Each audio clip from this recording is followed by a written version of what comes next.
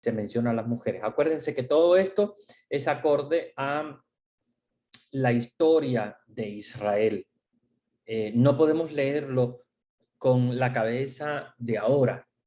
Y hago un paréntesis porque es muy importante que ustedes entiendan eso. Hay muchas personas que nos hablan que la iglesia en el medioevo, por ejemplo, cometió muchos errores. Sí, obviamente, claro que sí. Que, por ejemplo, nos hablan de la Inquisición, nos hablan también de la quema de brujas, nos hablan también de momentos de desorden y de corrupción, sí.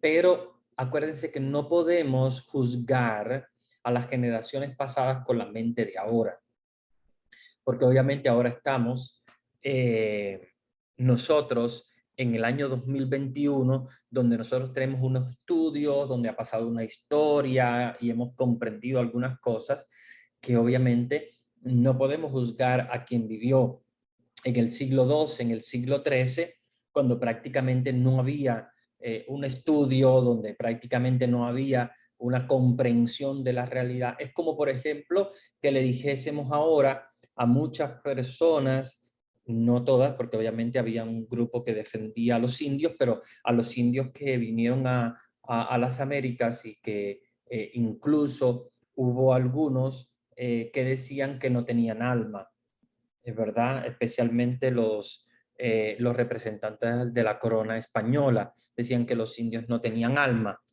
y no, por lo tanto no eran considerados como seres humanos. Sin embargo, como ustedes saben, hay algunos que sí. El fray Bartolomé de las Casas, que es un fraile dominico, sí abogó por eso. Fray Antón de Montesinos también y muchos dominicos y franciscanos que apoyaron a los indios, pero habían otros que no, incluso entre ellos obispos. Pero no podemos juzgar a las personas de una época con la cabeza de ahora, con los criterios de ahora, porque ahora estamos en el 2021, aquello estábamos en el 1492. Entonces tampoco podemos saber, la Inquisición también fue medieval, entonces no podemos juzgar con la cabeza de ahora. ¿Por qué? Porque vamos a ver en la Biblia, por ejemplo, estos casos de que, por ejemplo, se mencionan a los hombres y no a las mujeres, donde hay una serie de criterios que son muy diferentes al 2021. Pero acuérdense que tenemos que entenderlo con la mentalidad de la época. Eso se llama texto y contexto, ¿verdad? Lamentablemente nuestros hermanos separados, cuando hacen una exégesis bíblica o lo que sea, ellos valoran solo el texto, pero no el contexto. Entonces, el contexto es muy importante. Y el contexto se refiere al contexto histórico, al contexto cultural, al contexto humano, o sea, a nivel de conocimiento humano, el contexto científico de la época. Por ejemplo, ahora no vamos a, a juzgar a quienes ajusticiaron, por ejemplo, a Galileo Galilei, que decía que la Tierra era redonda y que la Tierra se movía alrededor del Sol, porque en aquella época se entendía que era el Sol el que se movía y que la Tierra no era redonda, sino que era plana, porque era el criterio de esa época. No podemos juzgar a quienes pensaban diferentes porque era el criterio de ellos. Nosotros lo que tenemos es que entender la situación y comprenderla con el texto y el contexto. Obvio que no vamos a decir que hicieron bien, no, no hicieron bien. Quien ajustició, por ejemplo, a Galileo Galilei o todas estas cosas. ¿Por qué? Porque no es digamos, justificable, pero debemos sí entender, comprender, o sea, tratar de entrar en la mentalidad de la época para comprender por qué hicieron eso y qué fue lo que les motivó, ¿verdad?, a llevar a eso para poder entenderlo, no para justificarlo, porque obviamente son cosas que no se justifican, pero sí para entender. Porque si uno no hace una exégesis texto junto al contexto, entonces se equivoca completamente, ¿verdad? Se equivoca radicalmente. Entonces es importante hacer un análisis bien profundo, entendiendo cultura, entendiendo mentalidad y todo eso. Y la Biblia pasa lo mismo, sobre todo el Antiguo Testamento, y esto se los hago como paréntesis para que ustedes lo entiendan, porque el Antiguo Testamento no se puede leer con la mentalidad de 2021, porque si no vamos a decir que estos estaban locos, ¿no? Y es que no es que estaban locos, sino que estamos hablando de muchísimos años antes de Cristo, donde la ciencia, la mentalidad, la cultura, todo era completamente diferente. ¿Ok? Bueno, después de este paréntesis, continúo en el versículo 2. Este hombre, ¿verdad? Que ya, del cual nos hablaba, de la tribu de Benjamín, tenía un hijo llamado Saúl. Joven, aventajado y apuesto, nadie entre los israelitas le superaba en gallardía. De los hombres arriba, aventajaba a todos, o sea, de los que había mencionado, de sus padres, abuelos, etc.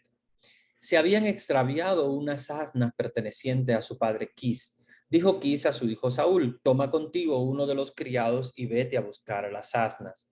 Atravesaron la montaña de Efraín, cruzaron el territorio de Salisá sin encontrar nada, cruzaron el país de Salín, pero no estaban allí. Atravesaron el país de Benjamín sin encontrar nada.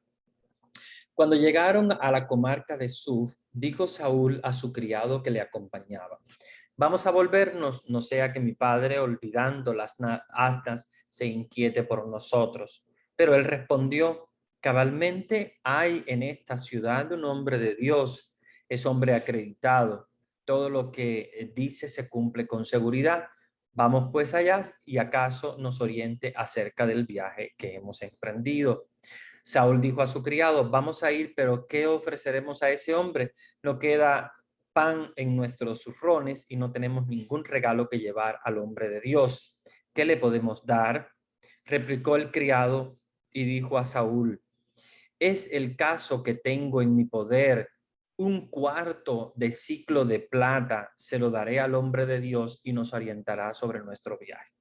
Fíjense qué interesante, se nos muestra un Saúl joven, pero un hombre agradecido, que escucha incluso a su criado para buscar ayuda de alguien que es iluminado por Dios, o sea, un profeta.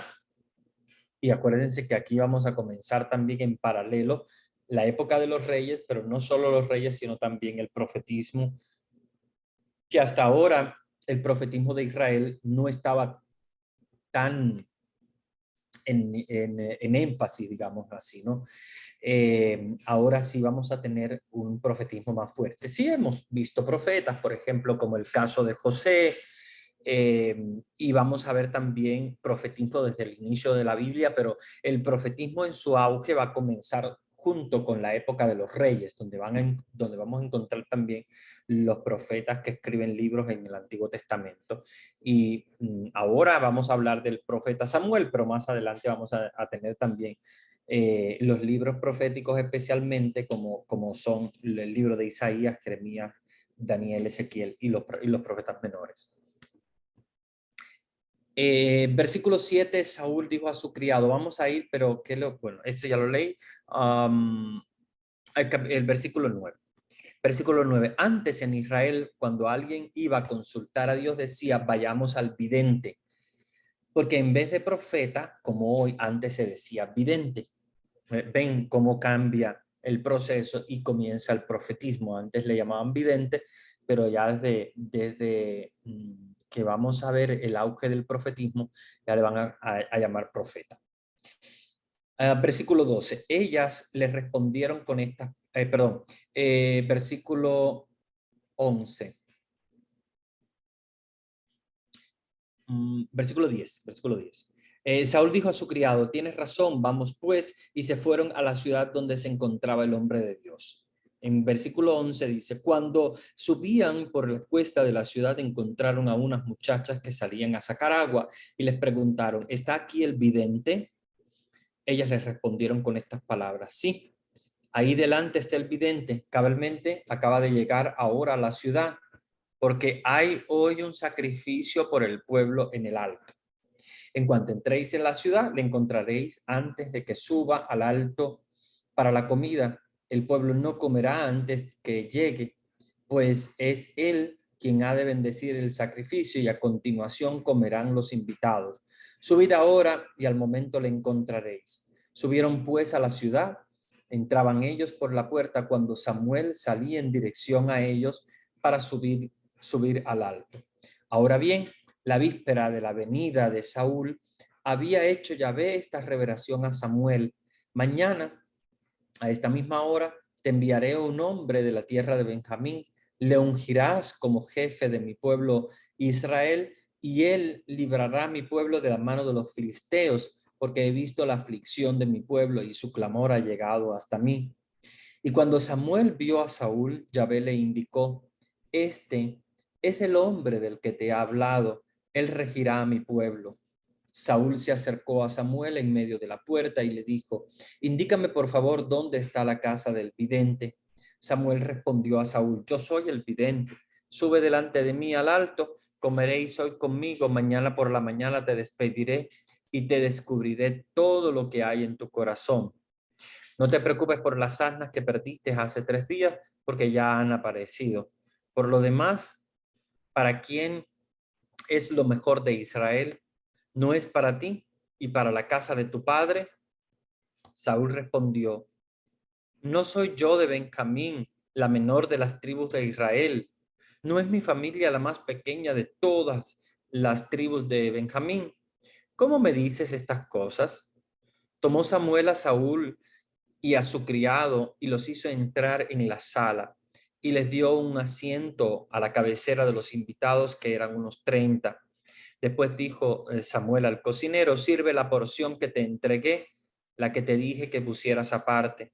Tomó el cocinero la pierna y el rabo, poniéndolos delante de Saúl, y dijo: aquí tienes ante ti lo que se guardó, come. Aquel día Saúl comió con Samuel. Bajaron del alto a la ciudad, se extendió una estera para Saúl en el terrado y se acostó. Cuando apuntó el alba, llamó Samuel a Saúl en el terrado y le dijo: levántate, que voy a despedirte. Se levantó Saúl y salieron ambos afuera. Samuel y Saúl habían bajado hasta las afueras de la ciudad. Cuando Samuel dijo a Saúl: manda a tu criado que se adelante y tú quédate ahora para que te dé a conocer la palabra de Dios. Y aquí vamos entonces al capítulo 10. Versículo 1. Tomó Samuel el cuerno de aceite y lo derramó sobre la cabeza de Saúl, y después le besó diciendo: ¿no es Yahvé quien te ha ungido como jefe de tu pueblo de Israel? Tú regirás al pueblo de Yahvé y le librarás de la mano de los enemigos que le rodean. Y esta será para ti la señal de que Yahvé te ha ungido como caudillo de su heredad. En cuanto te separes hoy de mí, encontrarás 2 hombres junto a la tumba de Raquel sobre la frontera de Benjamín, y ellos te dirán: las asnas que has ido a buscar ya han aparecido. Ahora tu padre ha olvidado el asunto de las asnas y está preocupado por ustedes, diciendo: ¿qué debo hacer por mi hijo? Vamos entonces a ver cómo Dios comienza lo que es el reinado de Israel. Fíjense que Saúl es el primer rey de Israel, lo unge un profeta y se convierte en el primer rey.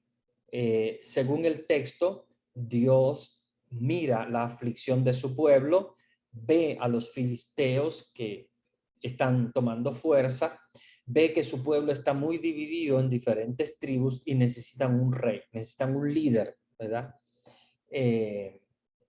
Como en toda organización, siempre se necesita un líder en torno al cual, ¿verdad?, se reúnen los demás para escuchar de Dios, y las mediaciones de Dios llegan a través del líder. Vamos a aprender de este texto muchas cosas importantes. La primera de ellas, hay una enseñanza muy importante y quiero que ustedes la tengan en cuenta. La primera enseñanza es que Dios escucha siempre la aflicción de su pueblo. A veces nosotros estamos como deprimidos, estamos como angustiados, y a veces pensamos que Dios no nos escucha. Sin embargo, Dios siempre escucha la aflicción de su pueblo.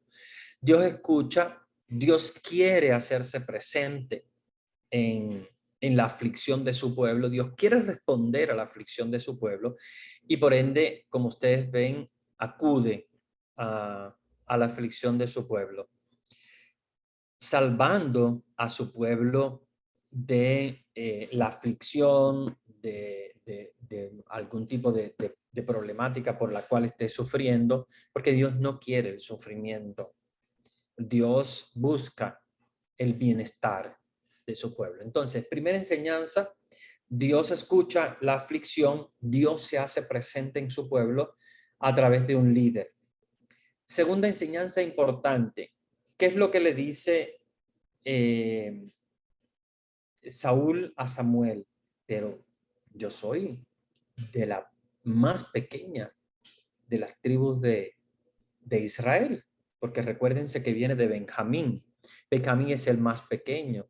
Él dice, yo vengo de la más pequeña de las tribus. O sea, él sabe que no merece el reinado, porque no viene de una tribu importante, es apenas un chico, un joven. Sin embargo, cuando Dios elige, Dios no elige por cualidades humanas. Y aquí mi pregunta. Yo quiero que ustedes piensen y reflexionen. Y les hago esta pregunta y pueden participar abiertamente, abriendo sus micrófonos. Yo quiero que ustedes me respondan. ¿Por qué piensan que Dios no elige por cualidades humanas?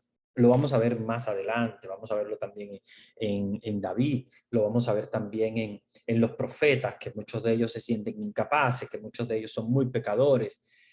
¿Por qué piensan que Dios actúa de esa manera? Dios no elige al más rico, ni al más importante, ni al que tiene grandísimas cualidades, ni al científico, ni al que más sabe, ni al más fuerte, porque acuérdense, David, qué es lo que era, no es el más fuerte, no es el más, nada, Dios no tiene en cuenta esas cualidades humanas. ¿Por qué piensan que Dios no tiene en cuenta esas cualidades humanas para elegir a alguien? Igual cuando elige a María, tampoco María fuese la más importante, ni que fuese la más grande, ni la más, nada, era mujer bella, tampoco podemos asegurar que fuese la más bella de todas las mujeres que habían en Israel en esa época. Dios no elige por cualidades humanas. ¿Por qué Dios no elige, o por qué ustedes piensan que Dios no elige por cualidades humanas? Yo considero que el Señor mira el corazón del hombre, que sea dispuesto a hacer su voluntad, y no las apariencias, sino Él mira desde adentro su corazón principalmente. Excelente, muy bien. ¿Alguien más? Pienso que puede ser, busca según lo que él necesita en ese momento, la fidelidad, por ejemplo, ser fieles, obediencia, y el resto se encarga él de darle. Entonces, lo que busca es un tipo que se le sea fiel y que sea obediente, y los otros sería que es tarea que él se ocupe para llevar adelante su misión, ¿no es cierto? De lo que en ese momento necesita el ser humano, y a alguien le tiene que encomendar eso. Muy bien.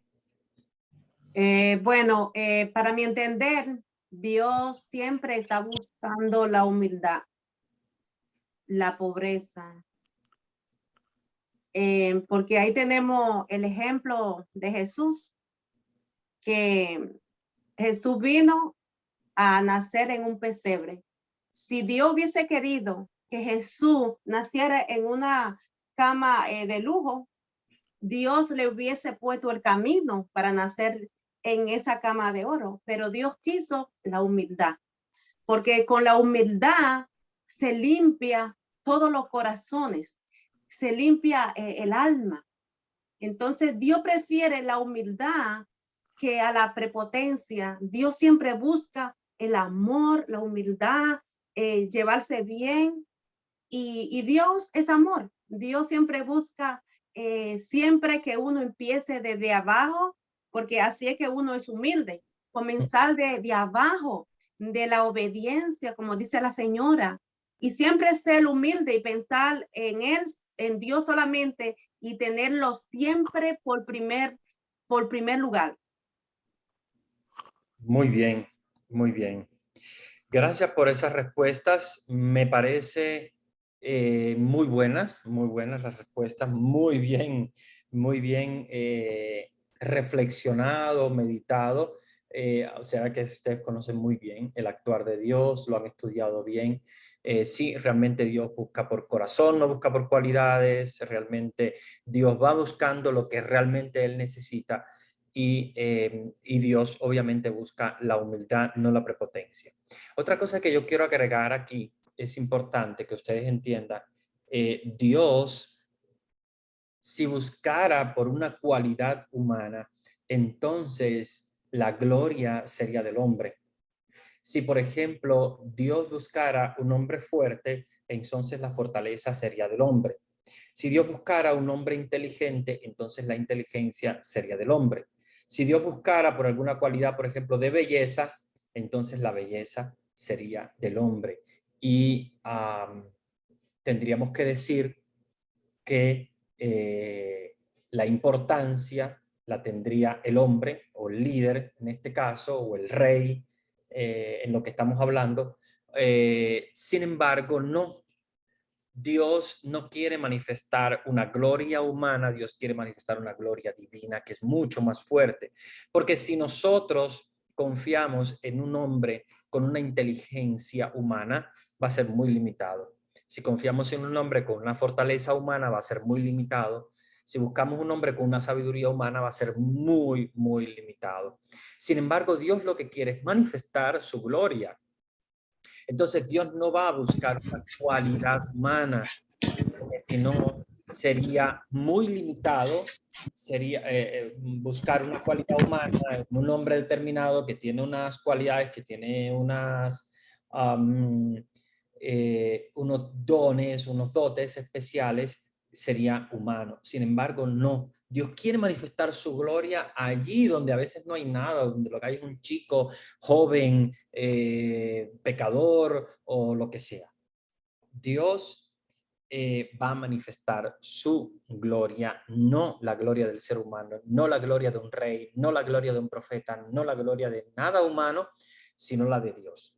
Yo siempre repito este texto bíblico que siempre me gusta muchísimo, que dice: maldito el hombre que confía en el hombre, y bendito el hombre que confía en Dios.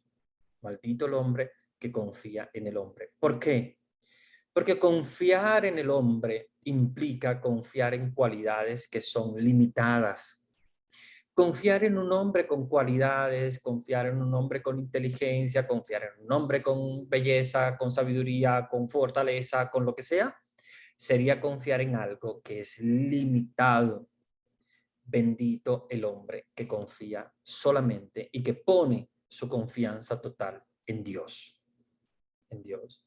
Y aquí entonces es donde se manifiesta la gloria de Dios. En un rey como Saúl, joven, como vamos a ver, con pecados, con limitaciones, pero con una fidelidad a Dios muy grande, ¿verdad? Como ustedes también han remarcado, que es muy importante poder remarcar esto. Es un hombre con una confianza muy grande en Dios que lo hace entonces acreedor de un pueblo.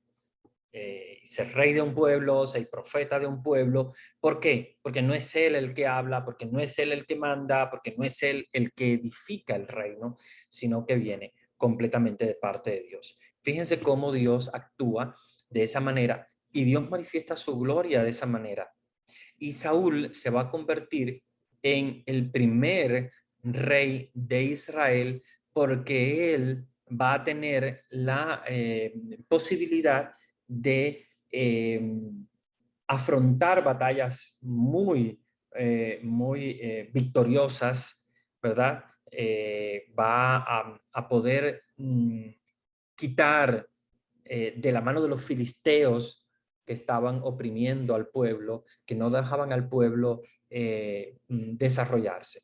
Recuérdense que en este caso encontramos un hombre muy limitado, muy pecador, pero que Dios ha elegido. ¿Y por qué lo elige Dios? ¿Por sus cualidades? No, Dios lo elige simplemente para manifestar su gloria.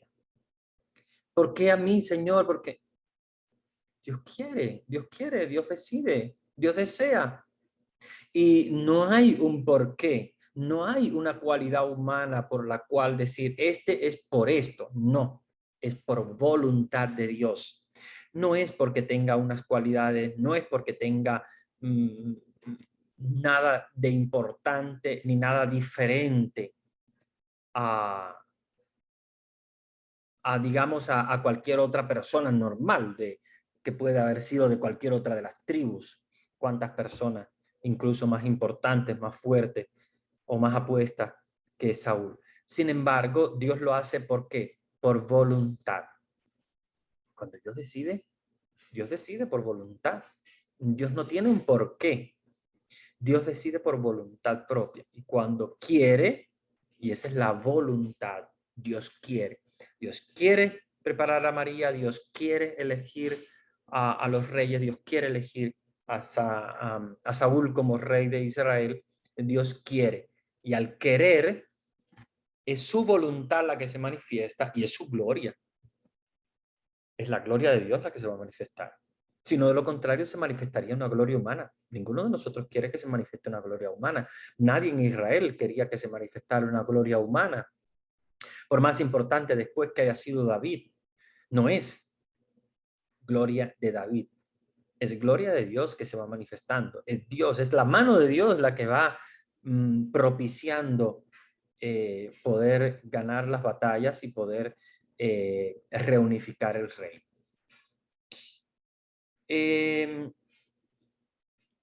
Como sabemos, Samuel es el que nombra el rey. Acuérdense que hay una relación muy interesante entre los profetas y los reyes en el pueblo de Israel. Cuando hay un rey que se guía por el profeta, que es voz de Dios, va bien, va bien. Cuando hay un rey que no se guía por lo que los profetas le están diciendo, y eso lo hicieron mucho, incluso David, que fue el más esplendoroso, muchos lo hicieron, no se dejaron llevar muchas veces por la voz de Dios o por la voz de quién es la voz de Dios, que es el profeta. ¿Y qué pasa al final? Destrucción.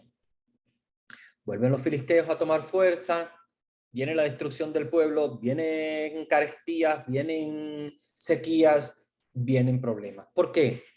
Eso es lo que pasa cuando el hombre se aleja de Dios. Eso es lo que pasa cuando el hombre se aleja de Dios. ¿Nos pasa hoy en la actualidad?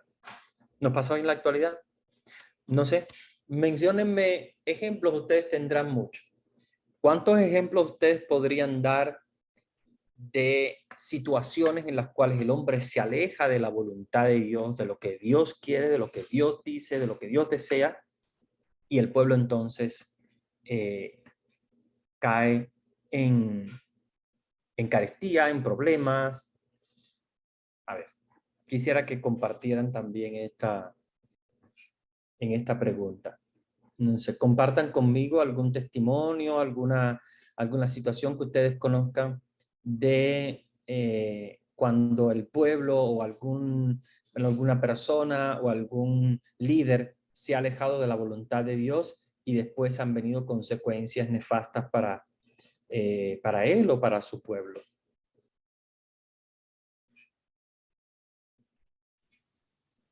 Buenas noches, padre. Buenas noches. Sí, es Ana.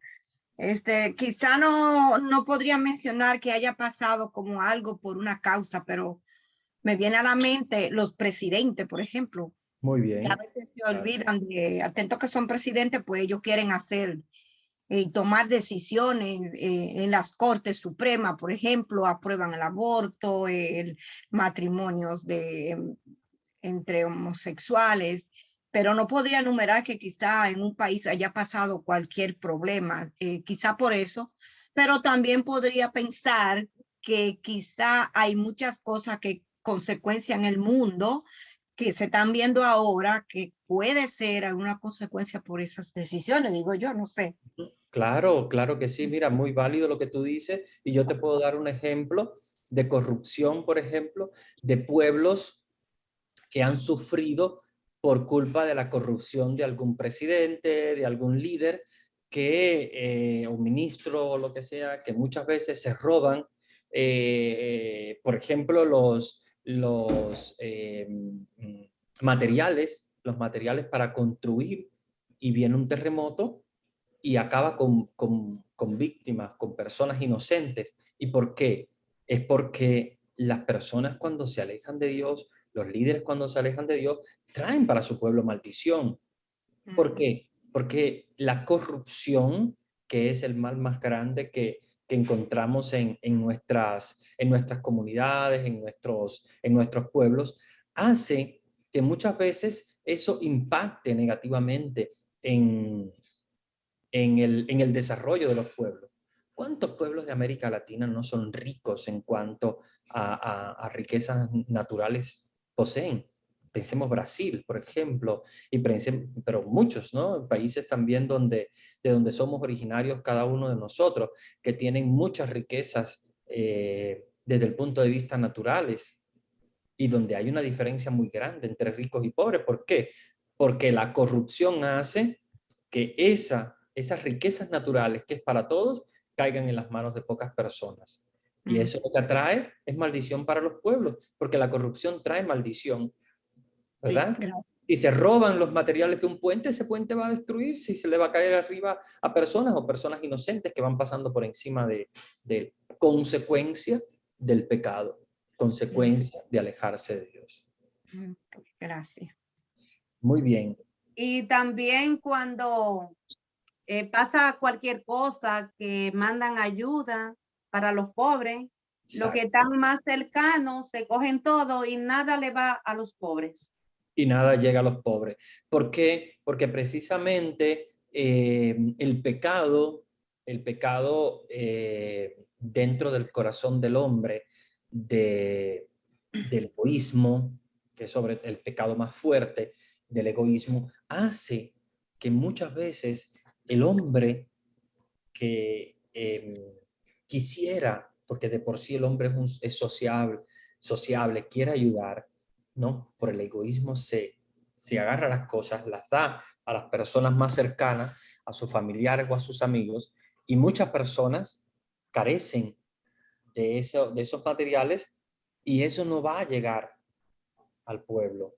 Eso pasa cuando el hombre y cuando los hombres y cuando los pueblos se alejan de Dios. Lamentablemente eso está pasando diariamente. Y nosotros, Hay otra cosa también, que lo mismo pasa con los trabajos, que cuando uno va a buscar cualquier trabajo, no hay. ¿Por qué? Porque la familia vamos a dárselo al hijo que se graduó ahora, vamos a dárselo al primo, y entonces el que va necesitado por ese trabajo, no se lo dan. exacto, exacto. Y nosotros tenemos que ser conscientes, y esto es algo que tenemos que entrar en conciencia todos, no solamente los sacerdotes y las religiosas, sino que es algo que debemos tener todos en mente, todos en nuestra mente y en nuestro corazón. Nosotros somos profetas. En el bautismo nosotros nos convirtieron en sacerdotes, profetas y reyes, ¿verdad? La unción que nos hacen, la unción postbautismal. También somos profetas. Entonces tenemos que profetizar. Y el profeta anuncia y denuncia. El profeta anuncia, por boca del profeta Dios anuncia lo que va a suceder, pero también denuncia lo que está mal. Entonces, debemos ser siempre conscientes de que somos profetas, no podemos quedarnos callados, hay que denunciar lo que está mal hecho, hay que hablarlo, porque acuérdense que Dios suscitó profetas en su pueblo para anunciar lo que estaba mal hecho. Y también está suscitando en la actualidad grandes profetas para hacer lo mismo. Sí, muchos profetas han sido sacerdotes, bueno, recordemos grandísimos profetas también de América Latina, Monseñor Romero, por ejemplo, que era obispo, pero no solamente tenemos que dejar en las manos de los líderes el profetismo, porque el profetismo tiene que llegar a todos y todos tenemos que sentirnos profetas de denunciar cuando hay egoísmo, cuando hay corrupción, cuando hay maldad, cuando hay pecado. ¿Por qué? No porque nos sintamos nosotros más importantes que nadie, porque también nosotros tenemos nuestros pecados, sino porque nosotros estamos mandados a reconocer nuestros pecados y a denunciar los pecados sociales y a denunciar lo que está mal hecho. Recuérdense que Samuel, por ser profeta, no era más importante que nadie, ni tampoco era un santo y obviamente también pecador, y igual también Isaías, Jeremías, Ezequiel y todos los profetas, pero ellos se consideraron voz de Dios porque Dios los utilizaba como profetas y se dejaron seducir por la voz de Dios. Vamos entonces a ver ahora el reinado. Voy a compartirles la pantalla porque quiero que vean el mapa del reinado de Israel. ¿Bien? Aquí están viendo mi pantalla y están viendo el reino de Israel en tiempos de Saúl y David. Recuérdense que los reinados de David y Saúl fueron en torno al año 1020 al 966 antes de Cristo. Alrededor de unos 1000 años antes de Cristo fueron los reinados de Saúl y David. Fíjense cómo llegó Israel a tener un reinado sumamente amplio, que no es el pueblo de Israel ahora. El pueblo de Israel ahora es mucho más pequeño. Pero fíjense cómo precisamente el pueblo de Israel llegó hasta la frontera de Tiro y Sidón en el norte. Vean, debajo, vean cómo llegó a la tierra de los amalecitas, incluso al desierto de Sin. Y lo que más me llama la atención es sobre todo hacia la izquierda, que vemos la Jordania actual, que es después del río Jordán. La Jordania actual también era del reinado, especialmente el reinado de David. ¿Ven? El confín eran los amonitas, moabitas, pero en la actualidad voy a marcarles para que ustedes tengan en cuenta, con rojo les voy a marcar más o menos para que tengan en cuenta hasta dónde llega el Israel de hoy. Sería más o menos así, ¿verdad? Alrededor del lago, alrededor del río Jordán, el Mar Muerto, y aquí debajo hasta el confín de Gaza, que es donde hay muchos conflictos con los palestinos en la actualidad. Más o menos, les he edificado ahí en rojo lo que es el Israel de ahora, de actual, ¿verdad? Porque es mucho más pequeño. Pero fíjense, esto es para que comparen cuánto fue Israel en el reinado de David.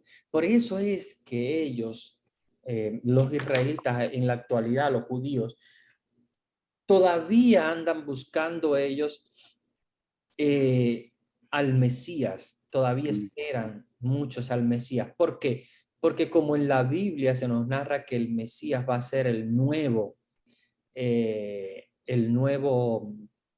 David, el nuevo rey, entonces ellos están buscando a alguien que realmente sea como David, o como lo tienen pensado ellos, como un Mesías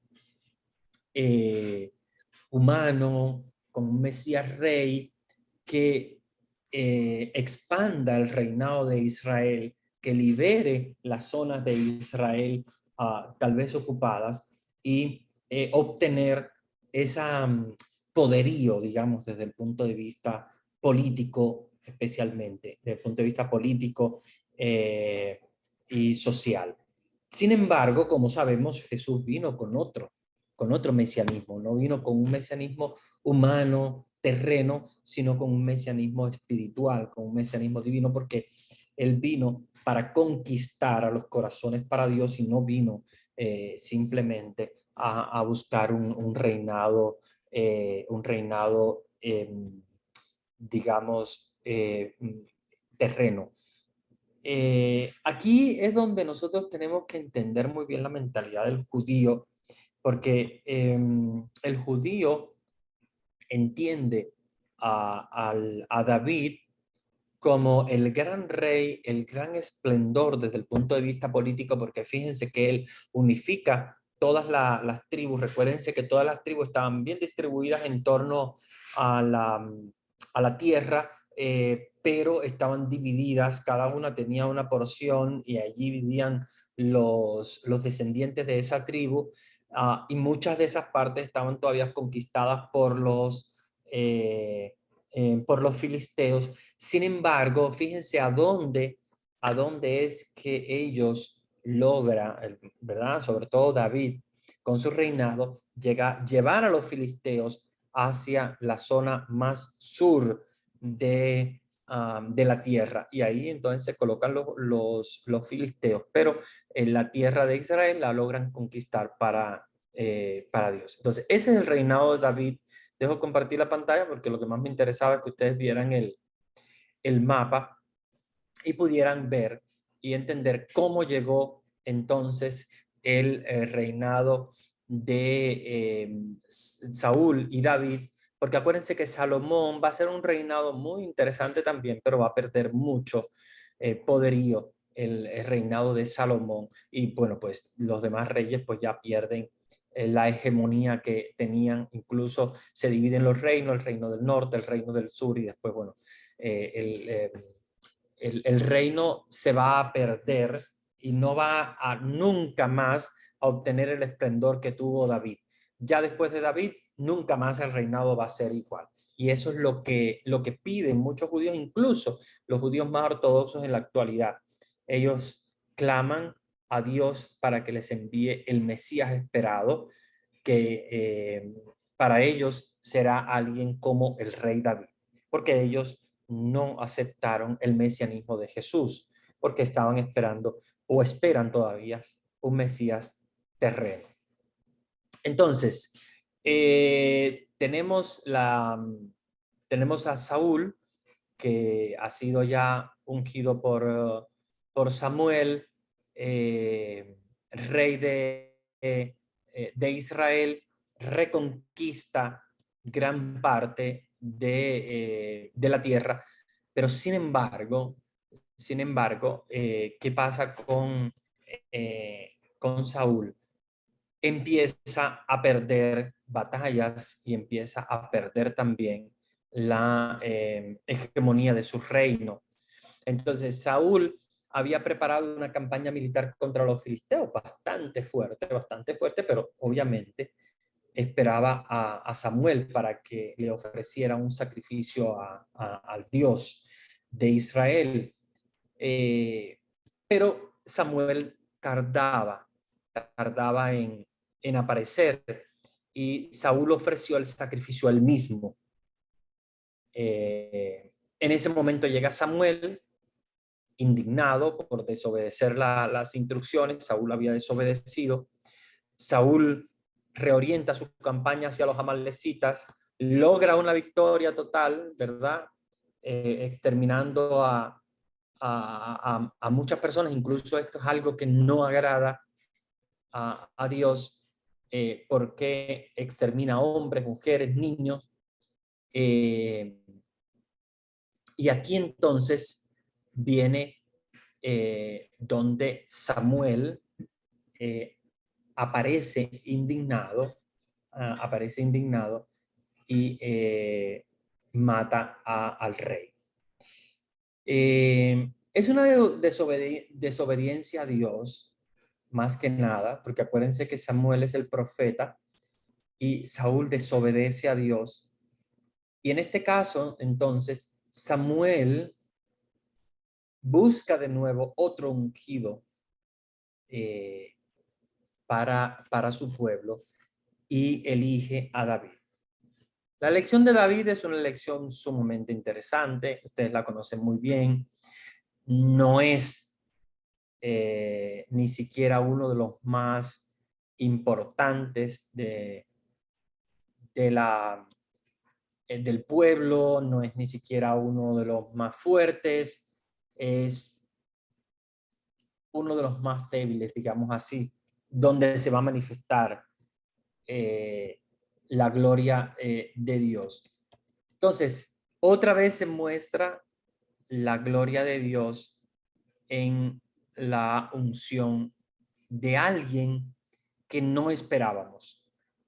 Vamos a buscar Primera de Samuel en el capítulo 16. El reinado de Saúl es bien corto. Vean cómo se aparta de el oráculo del Señor, y por lo tanto Samuel tiene la obligación ahora de ungir a otro. Samuel unge a David. Capítulo 16 de el primer libro de Samuel. Dijo Yahvé a Samuel: ¿hasta cuándo vas a estar llorando por Saúl, después que yo lo he rechazado para que no reine sobre Israel? Llena tu cuerno de aceite y vete. Voy a enviarte a Jesé de Belén, porque he visto entre sus hijos a un rey para mí. Ven, de la tribu de Benjamín ahora se desplaza hacia Belén, muy cerca de Jerusalén. Como ya les he comentado, Belén y Jerusalén están sumamente cerca desde el punto de vista geográfico, bien cerquita. Y allí existe este hombre de Dios llamado Jesé. Versículo 3, invitarás a Jesé al sacrificio. Invitarás a Jesé al sacrificio y yo te indicaré lo que tienes que hacer. Y me ungirás aquel que yo te diga. Hizo Samuel lo que Yahvé le había ordenado, se fue a Belén, salieron temblando a su encuentro los ancianos de la ciudad y le preguntaron: ¿es de paz tu venida, vidente? Acuérdense que le llaman vidente al profeta. Samuel respondió: sí, he venido a sacrificar a Yahvé. Purificaos y venid conmigo al sacrificio. Purificó a Jesé y a sus hijos y les invitó al sacrificio. Cuando ellos se presentaron, vio a Eliab y se dijo: sin duda está ante Yahvé su ungido. Pero Yahvé dijo a Samuel: no mire su apariencia ni su gran estatura, pues yo lo he descartado. Fíjense qué interesante. Samuel, por su condición humana, mira a Eliab, es grande, buena estatura, para él es el elegido. Dice, este es el elegido. Pero él está eligiendo con comportamiento humano, con idea humana. Sin embargo, Dios no quiere elegir desde el punto de vista humano. Dios quiere elegir desde el punto de vista de Dios. Es su voluntad, porque es su gloria, como les decía anteriormente. Dios va a manifestar su gloria. Dios no va a manifestar una gloria humana de alguien fuerte, de alguien de estatura, de alguien hermoso. No. Dios va a elegir por voluntad propia para manifestar su gloria. Entonces, dice Yahvé, yo lo he descartado. La mirada de Dios no es como la mirada del hombre, pues el hombre mira las apariencias, pero Yahvé mira el corazón. Llamó Jesé a Abinadab y le hizo pasar ante Samuel, que dijo: tampoco este es el elegido de Yahvé. Jesé hizo pasar a Samá, pero Samuel dijo: tampoco este ha elegido Yahvé. Hizo pasar Jesé a sus 7 hijos ante Samuel, pero Samuel dijo: a ninguno de estos ha elegido Yahvé. Preguntó pues Samuel a Jesé: ¿no quedan ya más muchachos? Él respondió: todavía falta el más pequeño, que está guardando el rebaño. Dijo entonces Samuel a Jesé: manda que lo traigan, porque no comeremos hasta que haya venido. Mandó pues que lo trajeran. Era rubio, de bellos ojos y hermosa presencia. Dijo Yahvé: levántate y úngelo, porque este es. Tomó Samuel el cuerno de aceite y le ungió en medio de sus hermanos. Y a partir de entonces vino sobre David el espíritu de Yahvé. Samuel se levantó y se fue a Ramá. Fíjense qué interesante esta elección de David. Dios elige, pero Dios no elige por apariencias. Dios elige para manifestar su gloria. Elige el más pequeño, estaba en el campo, se ve que fue el último que llegó del trabajo y no se sentaron a la mesa hasta que no llegara, porque Dios elige según su corazón. Ahora, Dios va a elegir al más importante, Dios va a elegir al más santo. No, Dios no va a elegir al más santo. Dios va a elegir porque quiere manifestar su gloria a pesar de la debilidad humana, a pesar del pecado del hombre. Acuérdense que el hombre es pecador, pero en el pecado del hombre se manifiesta la gloria de Dios y la santidad de Dios. Dios manifiesta su gloria porque Él es santo y Él es el único santo verdaderamente.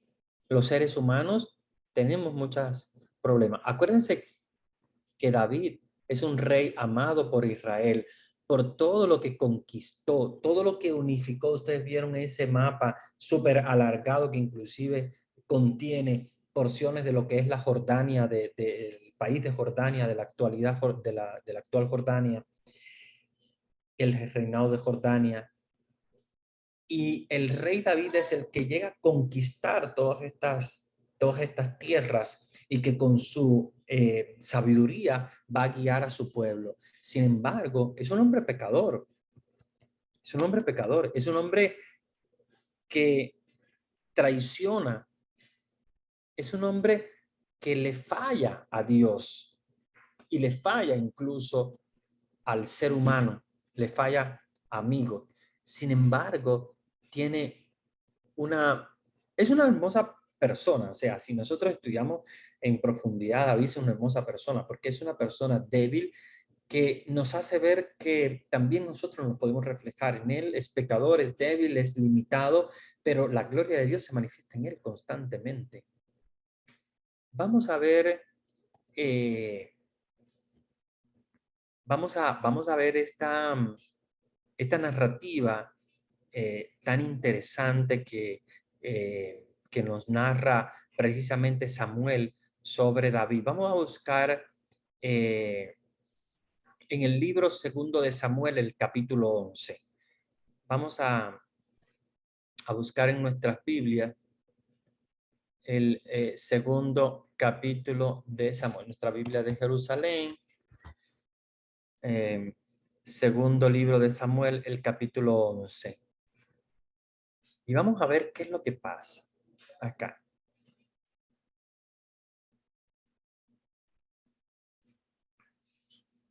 A la vuelta del año, al tiempo en que los reyes salen a campaña, envió David a Joab con sus veteranos y todo Israel. Derrotaron a los amonitas y pusieron sitio a Rabá, mientras David se quedó en Jerusalén.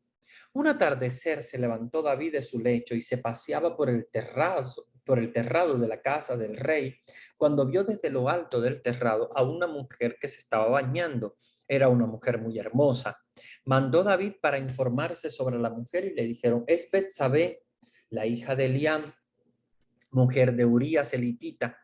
David envió gente que la trajese. Llegó donde David, él se acostó con ella cuando acababa de purificarse de sus reglas y ella se volvió a su casa. La mujer quedó embarazada y envió a decir a David: estoy encinta. David mandó a decir a Joab: envíame a Urías elitita. Joab envió a Urías a donde David. Llegó Urías donde él y David le preguntó por Joab y por el ejército y por la marcha de la guerra. Y dijo David a Urías: baja a tu casa, lava tus pies. Salió Urías de la casa del rey, seguido de un obsequio de la mesa real. Pero Urías se acostó a la entrada de la casa del rey con la guardia de su señor y no bajó a su casa. Avisaron a David: Urías no ha bajado a su casa. Preguntó David a Urías: ¿no vienes de un viaje? ¿Por qué no has bajado a tu casa? Urías respondió a David: el arca, Israel y Judá habitan en tiendas. Joab, mi señor, y los siervos de mi señor acampan en el suelo. y voy a entrar yo en mi casa para comer y beber y acostarme con mi mujer. Por tu vida y la vida de tu alma, no haré tal. Entonces David dijo a Urías, quédate hoy también y mañana te despediré. Se quedó Urías aquel día en Jerusalén y al día siguiente le invitó David a comer con él y le hizo beber hasta emborracharse. Por la tarde salió y se acostó en el lecho con la guardia de su señor, pero no bajó a su casa. A la mañana siguiente escribió David una carta a Joab y se la envió por medio de Urías. En la carta había escrito, poned a Urías al frente a lo más reñido de la batalla y retiraos de detrás de él para que sea herido y muera. Estaba Joab asediando la ciudad y colocó a Urías en el sitio en el que sabía que estaban los hombres más valientes. Los hombres de la ciudad hicieron una salida y atacaron a Joab, y cayeron algunos del ejército de entre los veteranos de David, y murió también Urías elitita. Joab envió a comunicar a David todas las noticias de la guerra y ordenó al mensajero, cuando hayas acabado de decir al rey todas las noticias sobre la batalla, si salta la cólera del rey y te dice, ¿por qué os habéis acercado a la ciudad para atacarla? ¿No sabías que tirarían sobre vosotros desde la muralla? ¿Quién mató a Abimelech, el hijo de Jerubal? ¿No arrojó una mujer sobre él una piedra de molino desde lo alto de la montaña y murió él en Tebés? ¿Por qué os habéis acercado a la muralla? Tú le decís, también ha muerto tu siervo Urías elitita. ¿Qué pasa con David? David es un hombre débil, es un hombre pecador, que a pesar de ser voz de Dios, a pesar de ser el elegido de Dios, a pesar de que Dios se manifiesta a su gloria, a pesar de eso también es un ser humano. Y como ser humano es un pecador, él peca, se acuesta con la mujer de Urías y coloca a Urías, como ustedes vieron en el texto, delante en la batalla para que muera y poder entonces quedarse con Betsabé. Es un hombre pecador, pero la gloria de Dios y la gracia de Dios se manifiesta en él. Fíjense que después de este grandísimo pecado, David se arrepiente y construye uno de los salmos más hermosos que nosotros tenemos en la Biblia sobre el arrepentimiento. Vamos a saltar a los salmos. Busquen el libro de los salmos porque quiero que leamos juntos este salmo tan hermoso que nos recuerda precisamente el pecado de David. Es el Salmo 50. Bueno, es el Salmo 50 en liturgia. Es que los salmos tienen una corrección. Litúrgicamente tienen una numeración, pero bíblicamente tienen una numeración diferente. Es una numeración más. Entonces no busquen el Salmo 50 en sus Biblias, sino el Salmo 51. Que para la liturgia es el Salmo 50. Si ustedes lo buscan en los libros de la liturgia, en la liturgia que rezamos, ¿verdad? Por las mañanas, sobre todo este es el Salmo que se reza el Viernes Santo, porque es el viernes que recordamos la muerte de Jesús y por lo tanto el arrepentimiento de nuestros pecados. Pero en nuestras Biblias tenemos que buscar el Salmo 51. Es el mismo, 50 litúrgico, pero es 51 en la Biblia. Entonces, Salmo 51, escúchenlo como dice este salmo. Del maestro de coro, Salmo de David, cuando el profeta Natán le visitó después de que aquel se había unido a Betsabé. Así dice el salmo. Tenme piedad, oh Dios, según tu amor, por tu inmensa ternura borra mi delito. Lávame a fondo de mi culpa y de mi pecado purifícame. Pues mi delito yo lo reconozco, mi pecado sin cesar está ante mí. Contra ti solo he pecado, lo malo a tus ojos cometí. Porque aparezca tu justicia cuando hablas y tu victoria cuando juzgas. Mira que en la culpa ya nací, pecador me concibió mi madre, mas tú amas la verdad en lo íntimo del ser y en lo secreto me enseñas la sabiduría. Rocíame con el hisopo y seré limpio, lávame y quedaré más blanco que la nieve. Devuélveme el son del gozo y la alegría, Exulten los huesos que machacaste tú. Retira tu faz de mis pecados, borra todas mis culpas. Crea en mí, oh Dios, un corazón puro, un espíritu firme dentro de mí renueva. No me rechaces lejos de tu rostro, no retires de mí tu santo espíritu. Vuélveme la alegría de tu salvación y en espíritu generoso afiánzame. Enseñaré a los rebeldes tus caminos y los pecadores volverán a ti. Líbrame de la sangre, Dios, Dios de mi salvación, y aclamará mi lengua tu justicia. Abre, Señor, mis labios y publicará mi boca tu alabanza.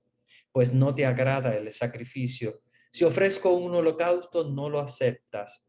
El sacrificio a Dios es un espíritu contrito, un corazón contrito y humillado. Oh Dios, tú no lo desprecias. Favorece a Sión en tu benevolencia, reconstruye las murallas de Jerusalén. Entonces te agradarán los sacrificios justos, holocausto y oblación entera se ofrecerán entonces sobre tu altar novillos. Fíjense cómo David, a pesar de su pecado, muestra arrepentimiento. No se aleja de Dios. El pecado no debe ser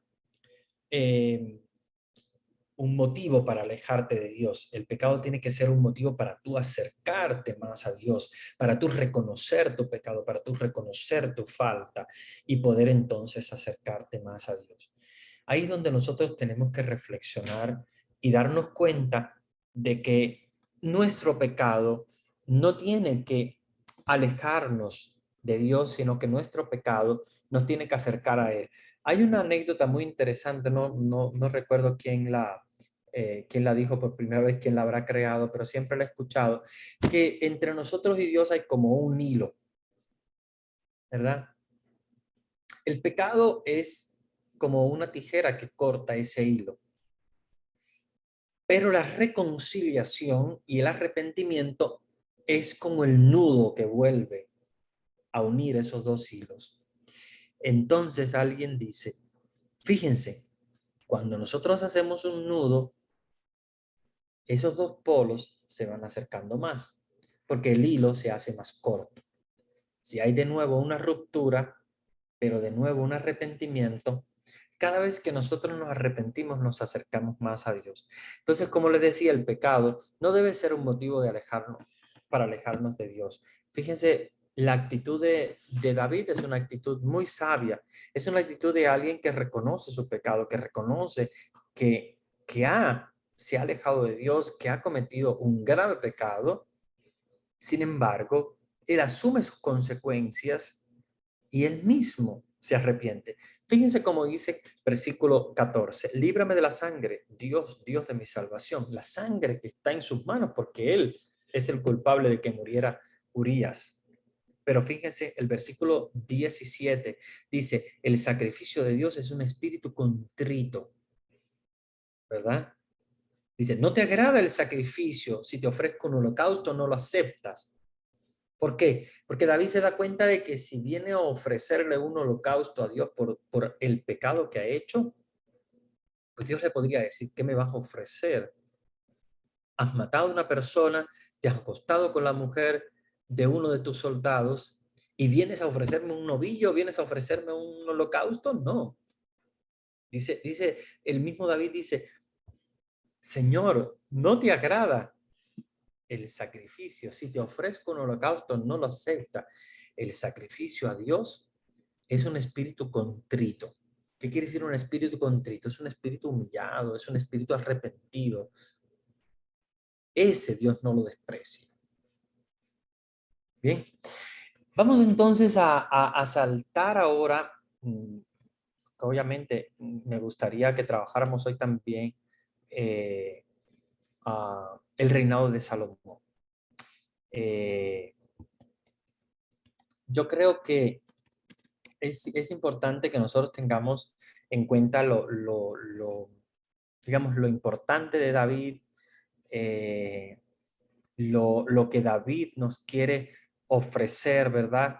Como enseñanza a cada uno de nosotros los cristianos, que somos pecadores, que nos podemos arrepentir que podemos volver a Dios y que ese regreso a Dios puede ser más fuerte que el que nosotros anteriormente teníamos, ¿verdad? Entonces es importante que entendamos esto y saquemos una conclusión del reinado de David. Es el reinado más importante de todo Israel, pero a la vez nos ofrece mucho. Nos ofrece fidelidad a Dios, nos ofrece un trabajo muy fuerte por Dios. Todo lo que hizo, lo hizo por Dios. Pero por otra parte también muy humano, muy pecador, pero un hombre que nos enseña acerca del arrepentimiento. No se olviden nunca de este salmo lo rezamos todos los viernes. El que reza la liturgia lo conoce, claro, obviamente una traducción un poquito diferente, la traducción litúrgica, y le llaman Salmo 50 en la liturgia. Pero este Salmo 51 de la Biblia es un salmo súper hermoso para no solo recordar lo que pasó con David, sino para que nosotros también entendamos que somos igual que David. Somos seres humanos y somos pecadores y podemos también arrepentirnos si nosotros realmente lo deseamos y si realmente hay en nuestro corazón un sentimiento de arrepentimiento. Vamos a buscar entonces ahora en nuestras Biblias el primer libro de Reyes. Acuérdense que los libros de Samuel, los libros de Reyes, los libros de las Crónicas prácticamente son una misma narración histórica del reinado de Israel, ¿ya? Entonces, el primer libro de Reyes, vamos a buscar el capítulo número 2 y aquí entonces vamos a ver ya el final de David. Vamos a buscar Primera de Reyes 2, el versículo 10. Dice, David se acostó con sus padres y le sepultaron en la ciudad de David. David reinó sobre Israel 40 años. Reinó en Hebrón 7 años, reinó en Jerusalén 33 años. Salomón se sentó en el trono de David su padre y el reino se afianzó sólidamente en su mano. Adonías, hijo de Hagí, fue donde Betsabé, madre de Salomón. Bueno, les recuerdo que del pecado de David nace Salomón, que es el próximo rey. Es el hijo que tiene David con Betsabé, que era la mujer de Urías. Ella dijo, ¿es de paz tu venida? Respondió, de paz. Y añadió, quiero hablarte. Ella dijo, habla. Él dijo, sabes bien que la realeza me pertenecía y que todos los israelitas habían vuelto hacia mí sus rostros para que yo reinara, pero la realeza se volvió y fue para mi hermano, pues de Yahvé le ha venido. Ahora quiero pedirte una sola cosa, no me la niegues. Ella le dijo, habla. Dijo, habla por favor al rey Salomón, que no te rechazará, para que me dé a Abisac la sunamita por mujer. Betsabé contestó, está bien, hablaré al rey Salomón por ti. Bueno, aquí empieza entonces ya todo lo que es el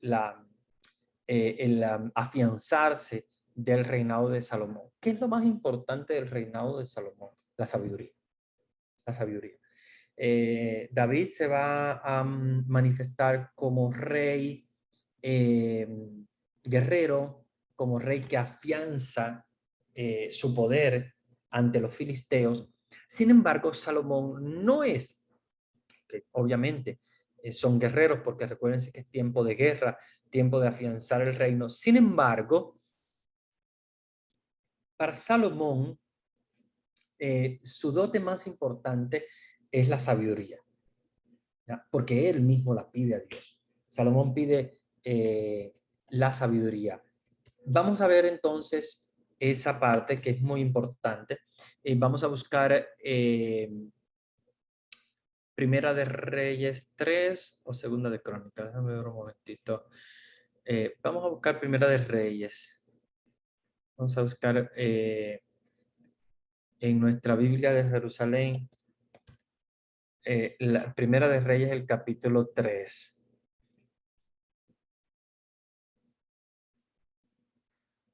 Y vamos a ver, sí, es Primera de Reyes, precisamente es. Primera de Reyes 3:3. Capítulo 3, versículo 3. Salomón amaba a Yahvé y andaba según los preceptos de David su padre, pero ofrecía sacrificios y quemaba incienso en los altos. Fue el rey Gabaón para ofrecer allí sacrificios, porque aquel es el alto principal. Salomón ofreció 1000 holocaustos en aquel altar. En Gabaón, Yahvé se apareció a Salomón en sueños por la noche. Dijo Dios, pídeme lo que quieras que te dé. Salomón dijo, tú has tenido gran amor a tu siervo David, mi padre, porque él ha caminado en tu presencia con fidelidad, con justicia y rectitud de corazón contigo. Tú le has conservado este gran amor y le has concedido que hoy se siente en su trono un hijo suyo. Ahora Yahvé, mi Dios, tú has hecho rey a tu siervo en lugar de David, mi padre, pero yo soy un niño pequeño que no sabe salir ni entrar. Tu siervo está en medio del pueblo que has elegido, pueblo numeroso que no se puede contar ni numerar por su muchedumbre.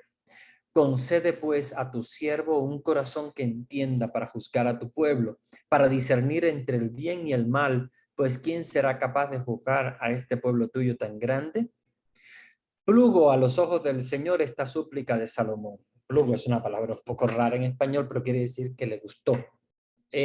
Porque nosotros diríamos le plació, pero no se dice así, obviamente está mal dicho en español, le plació, se dice le plugo a Dios, ¿no? Entonces le gustó al Señor esa súplica que Salomón le haya hecho, ¿verdad? Que no le pidió poderío, no le pidió riqueza, le pidió simplemente sabiduría. Y le dijo Dios, pues has pedido esto y en vez de pedir para ti larga vida, riqueza o la muerte de tus enemigos, has pedido discernimiento para saber juzgar. Ven, o sea, va buscando sabiduría y va buscando sabiduría porque sabe que la necesita para poder juzgar bien a su pueblo. Cumplo tu ruego y te doy un corazón sabio e inteligente, como no lo hubo antes de ti, ni lo habrá después. A partir de Salomón, ustedes saben que viene lo que es la construcción del reino, ¿verdad? Perdón, la construcción del templo. La construcción del templo de Salomón es un proyecto sumamente interesante en torno al año 952 antes de Cristo. Es el primer templo porque ellos necesitaban un lugar, ¿verdad? Un lugar para colocar el arca de la alianza, que era el arca que llevaba las tablas de los mandamientos, y necesitaban un lugar.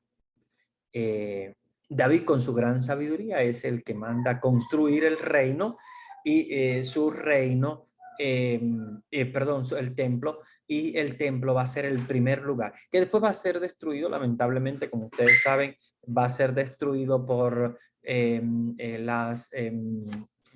saqueo de Jerusalén, pero esto marca interesante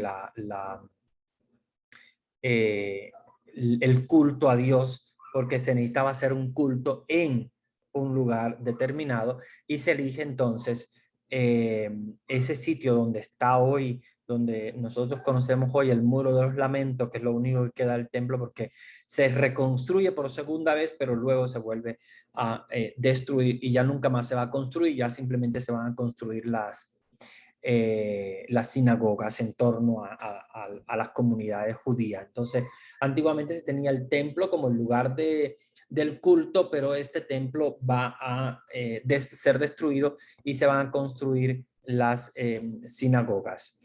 El templo es súper majestuoso, tiene sitios, obviamente lugares del culto importantísimos.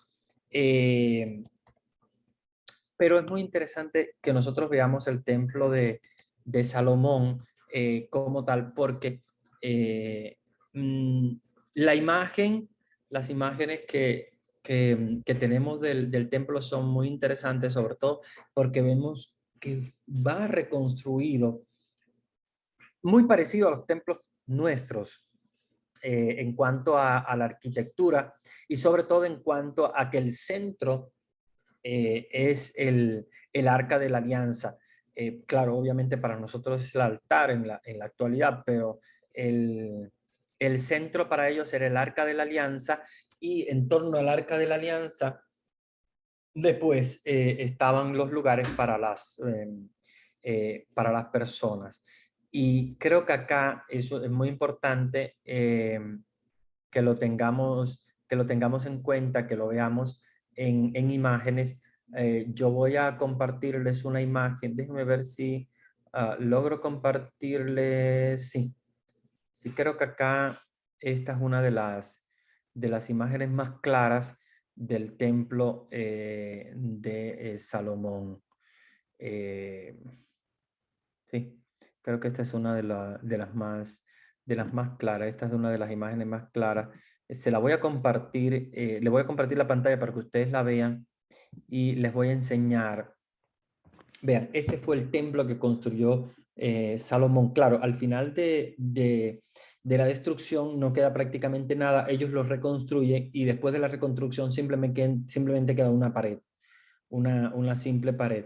Pero voy a explicarles para que ustedes vayan viendo lo interesante que tiene el templo. Fíjense que aquí, se los voy a marcar en rojo, en esta foto, esta imagen. Miren, estoy marcando en rojo el Arca de la Alianza. Ese era el centro del templo. ¿Por qué? Porque ahí estaban las tablas de la ley, y para ellos esto era sumamente sagrado, lo que es para nosotros el Santísimo Sacramento, que, que es el lugar más preciado de nuestros templos, el lugar donde vamos a orar, es el lugar donde está la presencia de Jesús. Pero para ellos la presencia de Dios era el Arca de la Alianza y por eso la tenían ahí en el centro.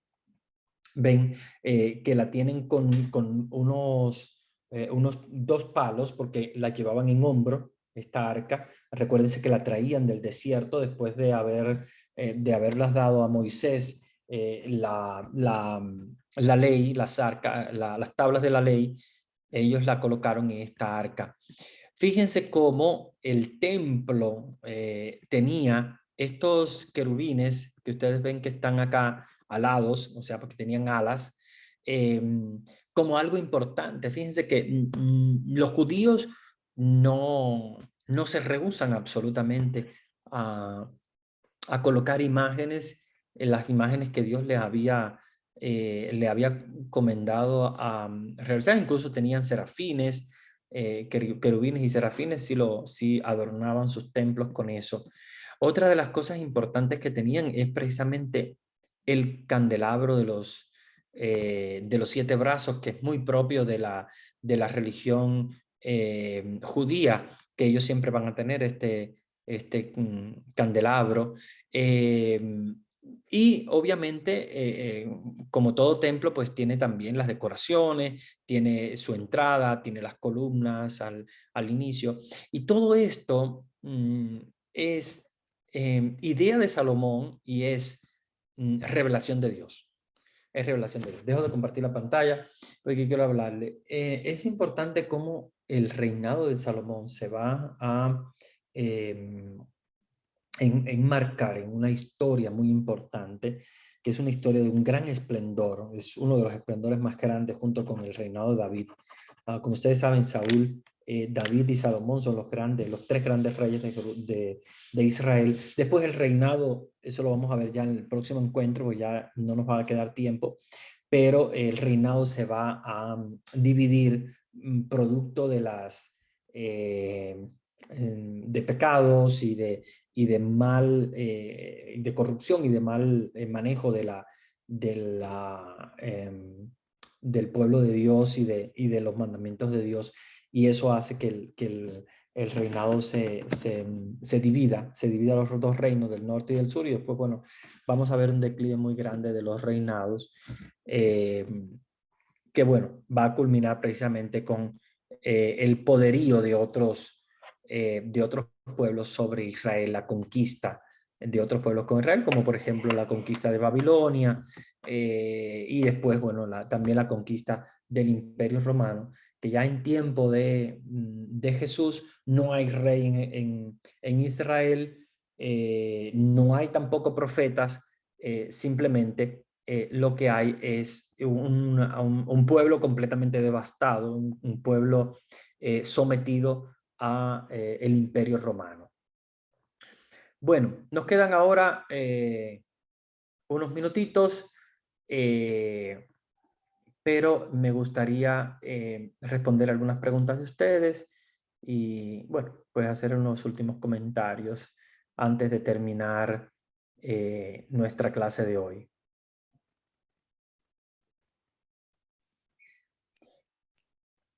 En el chat, Padrecito, tenemos, alguien pregunta, que estoy leyendo el chat. Dice, Jesús en sus primeros 30 años antes, o que quiere saber qué hizo Jesús en sus primeros 30 años antes de salir a predicar. Bueno, Encuentro con la Biblia 2, ¿verdad? ¿qué se encuentra con la Biblia 2? Aquí sí me resultó rara la pregunta porque es de encuentro con la Biblia 2. Yo quisiera, bueno, es un mensaje particular que me han mandado, obviamente no por privacidad no se dice la persona, pero me gustaría que comentáramos sobre algo muy importante que me han comentado y les voy también a explicar. Déjenme un momentito porque es un mensaje personal, entonces no quiero tampoco revelar ninguna identidad ni nada para salvaguardar obviamente la privacidad de cada quien. Bueno, me preguntan si les puedo dar algún consejo cuando en las comunidades, por ejemplo, tenemos envidias espirituales, cuando muchas veces no se aceptan a ciertas personas, cuando a veces tal vez hay alguna cierta rebeldía con el sacerdote y a veces, bueno, pues nos consideramos propios, o sea, consideramos propios los grupos, los retiros fuera de la comunidad, etcétera, incluso sin la aprobación del párroco. Muy buena esta inquietud. Lo primero que les voy a decir es que es algo muy común, muy común. No es en esta sola comunidad, en todas las comunidades prácticamente pasa esto. Y pasa precisamente por el pecado, pasa precisamente por el egoísmo, pasa precisamente por la concupiscencia. Acuérdense que la concupiscencia es la atracción que el ser humano tiene hacia el pecado. Y el pecado es el que hace que muchas veces haya esa envidia, esos deseos de protagonismo, de ser importante, de considerar mío el grupo, de considerar mío el retiro, de irse incluso más allá del mandato por el párroco. Yo creo que, a ver, el primer consejo que yo les doy es a todos. Yo creo que esto es algo que nos sirve a todos. Se lo estoy dando a ustedes, pero es como si me lo estuviera dando a mí mismo también. Tenemos que mirarnos en el espejo de María. Es importante que nos miremos en el espejo de María. Es el espejo de la humildad. Si nosotros queremos hacer lo que Dios quiere, si nosotros queremos obedecer a Dios, mirémonos y reflejémonos en el espejo de María. Mirémonos en el ejemplo de María. Busquemos la humildad, no busquemos el protagonismo. Quien busca el protagonismo no está buscando el bien de Dios, está buscando el bien personal. Quien está manifestando envidia porque otro tal vez tiene algún poder o algo, o porque otros tienen unos carismas y otros no lo tienen, simplemente lo que estamos haciendo es alejándonos de Dios. María nos enseña la humildad.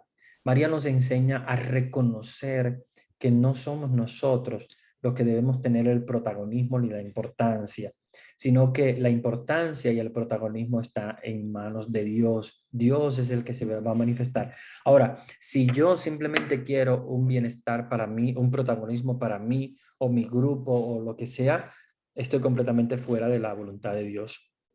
Y lo que estoy buscando es una gloria humana como lo podría buscar cualquier grupo, como un grupo de rockeros, como un grupo de fanáticos de, qué sé yo, de Mar Anthony o de cualquier cantante, pongamos, cualquier grupo del mundo, es lo mismo. Entonces no sería un grupo cristiano.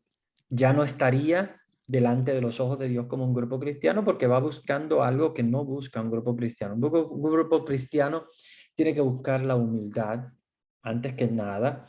Y es importante que si Dios ha colocado un párroco en una parroquia, debemos seguir siempre las indicaciones del párroco. ¿Por qué? Porque el párroco no está solo, ¿verdad? El párroco mismo también tiene que ser humilde y darse cuenta que él no está solo, tiene un consejo parroquial y tiene que escuchar a su consejo parroquial. Todos los párrocos tienen su consejo parroquial, que para eso se llama consejo parroquial, para que le aconseje al párroco qué es lo que debe hacer.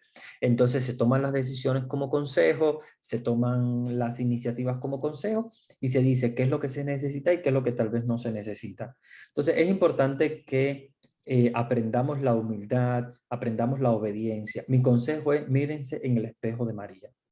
Cuando haya algo así parecido en la iglesia, miren a María y tomen sus propias conclusiones y dense cuenta que María, desde la humildad, ella se convirtió en la Madre de Dios y la Reina de los cielos porque su humildad fue la que la llevó a ese lugar.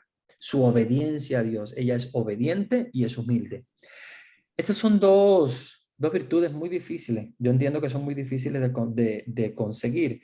La mayoría de los seres humanos manifestamos egoísmo, manifestamos envidia, manifestamos rencillas contra otros, porque la cizaña muchas veces ha crecido en nuestros corazones. Entonces, es importante que nosotros consideremos la importancia de estas manifestaciones, retiros o grupos, etcétera, dentro de nuestra iglesia. No deben ser cosas nuestras. ¿Por qué? Porque si son nuestras, no son de Dios. Entonces, métanse en la cabeza que son de Dios, que en cualquier momento nosotros podemos salir de eso y puede seguir adelante. Y si sigue adelante, porque es obra de Dios. Si se cae, porque no era obra de Dios, era obra nuestra.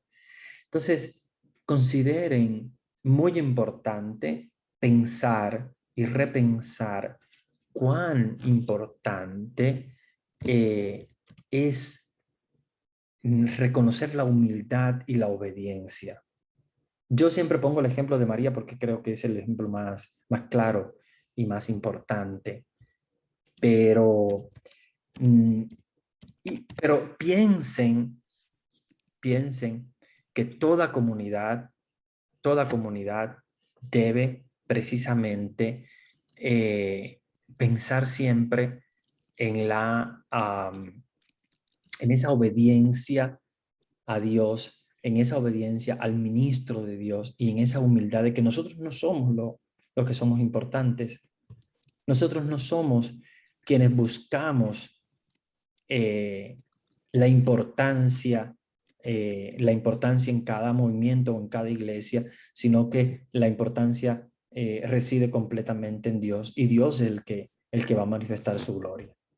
Creo que esto es muy importante porque fíjense que si nosotros logramos entender esto, yo creo que nosotros vamos a poder entender mejor el sentir de Dios y el sentir de las comunidades y vamos a poder entender el sentir de la iglesia, porque esto es una herida que le creamos a la propia iglesia. Si nosotros simplemente nos dejamos llevar por nuestros deseos y nuestro protagonismo y nuestra envidia y nuestra prepotencia, ahí no hay huella absoluta de Dios. Dios no está presente. Dios no está presente absolutamente. Entonces, vamos a entender esto desde el punto de vista cristiano y no desde el punto de vista humano, porque desde el punto de vista humano es normal que en cualquier grupo haya esa competencia y esa envidia, ¿verdad? Pero nosotros no, nosotros absolutamente no. Nosotros no podemos entenderlo desde ese punto de vista. Nosotros debemos entenderlo desde el punto de vista cristiano, desde el punto de vista del pensamiento de Dios, de la idea de Dios, de cómo Dios piensa y cómo Dios actuaría. Me gusta que hayan presentado esto porque acuérdense que viendo el Antiguo Testamento hay mucha huella de pecado y hay mucha huella de protagonismo, de deseos de protagonismo. Pero Dios nos sigue presentando que su elección es la humildad y Él está de la parte del humilde, no está de la parte del prepotente, del envidioso. Entonces, estos son pecados que tenemos en nuestras iglesias, en todas las hay, obviamente, en todas, lamentablemente, porque es un rasgo humano, pero allí donde la hay, no hay presencia de Dios. Lamentablemente, allí no hay presencia de Dios, sino que lo que hay es maldad, lo que hay es pecado y lo que hay es alejamiento de Dios, ¿verdad? Padre, yo quiero una preguntita. Sí, Perdón. Sí, yo vuelvo para atrás. sí. Oye, el capítulo 16, en Samuel 1:16, en el versículo 7 y el 12. Yo no sé qué yo veo aquí cuando A ver, dice Primera de Samuel, dime para buscarlo también. Primera de Samuel, 16 es el versículo 7 ajá, capítulo 16, versículo 7. y el 12, versículo 12. Ujú.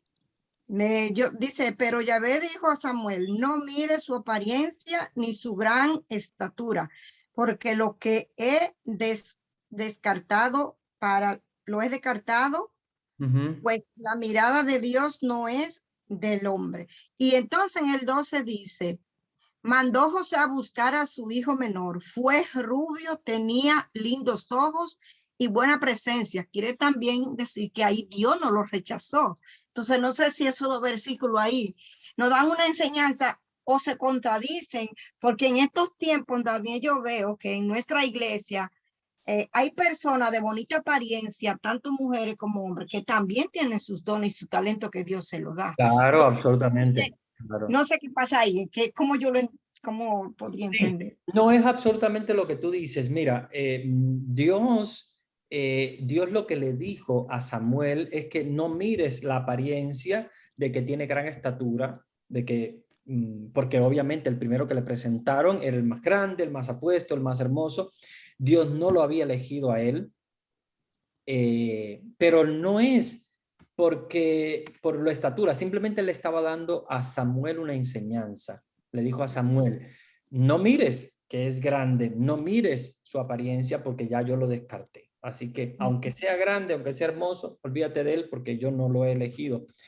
Elige a David. Coincidencia que obviamente David era de bellos ojos, bellos cabellos y todo eso, pero lo mismo que tú dices, hay personas que también tienen buena apariencia y Dios los ha elegido. Pero aquí tenemos que entender que elige a David, pero no por la apariencia. Elige a David por su corazón. Coincide que David también tiene belleza física desde el punto de vista humano, pero no lo elige por la apariencia, sino por su corazón. Y coincidencia que obviamente hay personas con buena apariencia, hay personas que tienen dones de Dios y que Dios los ha elegido, porque tampoco vamos a decir que Dios va a elegir solamente el que tiene una apariencia diferente o que no sea bien parecido. No, Dios elige por su corazón. Puede coincidir que sí, puede coincidir que no, pero no es por eso que elige, sino que elige por el corazón. Pero muy buena tu observación. Gracias. Y la última pregunta, que es una pregunta sobre en el chat que veo que es sobre Salomón. ¿Fue Salomón el hijo del pecado de David o fue otro hijo que ellos tuvieron? Fue otro hijo. El primer hijo que ellos tienen muere muy prematuramente, apenas creo que 7 días, si mal no recuerdo. Y obviamente después nace Salomón de la unión, porque obviamente al morir Urías, él se une a Betsabé y del cual, según, ¿verdad?, la Biblia, él tiene a Salomón y pero es otro hijo, no es el hijo del pecado. Yo creo que ya el tiempo se nos fue encima, nos quedan 10 minutos, son los 10 minutos del recreo, así que yo lo voy a dejar aquí. La otra pregunta es de Biblia 2, así que esta la dejamos para Biblia parte 2, que es el Nuevo Testamento. Esa Padre, la disculpe. voy a responder en la segunda. Pero ya les voy a dar la bendición y se van a quedar con Vanesita con algunos comentarios. Si tienen alguna otra pregunta, inquietud, etcétera, el próximo martes nos estaremos conectando siempre a la misma hora y responderemos todas sus preguntas. Ahora vamos a poner en la presencia de Dios y voy a darles la bendición. El Señor esté con ustedes. Y Con con tu tu espíritu. espíritu. La bendición de Dios Todopoderoso, Padre, Hijo y Espíritu Santo, descienda sobre ustedes y acompañe siempre. Amén. Amén. Feliz noche, estén todos bien.